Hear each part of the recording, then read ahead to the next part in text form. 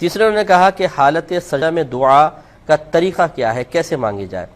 دیکھیں پہلی بات تو یہ کہ آپ فرض کے سجدے میں نہ مانگیں دعا، نوافل کے سجدوں میں نبی کریم صلی اللہ علیہ وسلم سے دعا مانگنا منقول ہے، لیکن اس میں بھی یوں کہ جو آپ یوں نہیں کہ اردو میں دعائیں مانگنا شروع کر دیں، بلکہ جو منقول اور ماثور دعائیں ہیں، نبی کریم صلی اللہ علیہ وسلم نے کوئی دعا مانگی آپ کو یاد ہے اور اس کا مفہوم بھی آپ کے ذہن میں، یہ ہمیشہ یاد رکھیں کہ جب آپ اللہ تعالیٰ کی بارگاہ میں عربک میں کوئی دعا پڑھ رہے ہیں تو جب تک اس کا مفہوم آپ کے ذہن میں نہیں ہوگا اس دعا کا آپ کو فائدہ حاصل نہیں ہو سکتا ہے۔ یہ بالکل ایسا ہے جیسے کسی بادشاہ کے دربار میں، یعنی بلا تمثیل عرض کر رہا ہوں، کسی بادشاہ کے دربار میں آپ پہنچے اور ایک پرچہ آپ کو دے دیا جائے جس میں کچھ لکھا تو ہے لیکن ایسی لینگویج میں جو آپ کو بھی نہیں آتی، یعنی پتہ ہی نہیں کیا ہے، اور آپ اس کو بادشاہ کے سامنے پیش کرنا شروع کر دیں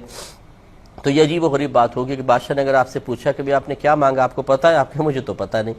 تو ہماری مسجدوں میں بھی ایسے ہی ہوتا ہے کہ امام صاحب عربک میں دعا مانگ رہے ہوتے ہیں، سارے بیٹھے آمین آمین آمین، اب ان سے بعد میں پوچھیں کہ امام صاحب نے کہا کیا تھا، کیونکہ کچھ پتہ نہیں کیا کہا تھا۔ حتیٰ کہ اگر اس عوام سے یہ پوچھ لیا جائے نا کہ آمین آپ نے کہا، آمین کا مطلب کیا ہے، وہ کہیں گے یہ بھی نہیں پتہ ہمیں کیا ہے، یعنی اتنی غفلت ہے ہماری کچھ انتہا نہیں۔ تو لہٰذا بہتر یہ ہے کہ آپ منقول دعائیں پڑھیں، اگر پڑھنا چاہیں کرنا چاہیں دعا تو سجدے میں جا کر اور اس کا بھی مفہوم آتا ہو، ورنہ نہ ہی کریں تو بہتر ہے آپ نماز پڑھیں، آخر میں ویسے اردو میں اپنی نماز کے بعد یعنی اردو میں دعا مانگ لیں، وہ بہت اچھا ہے۔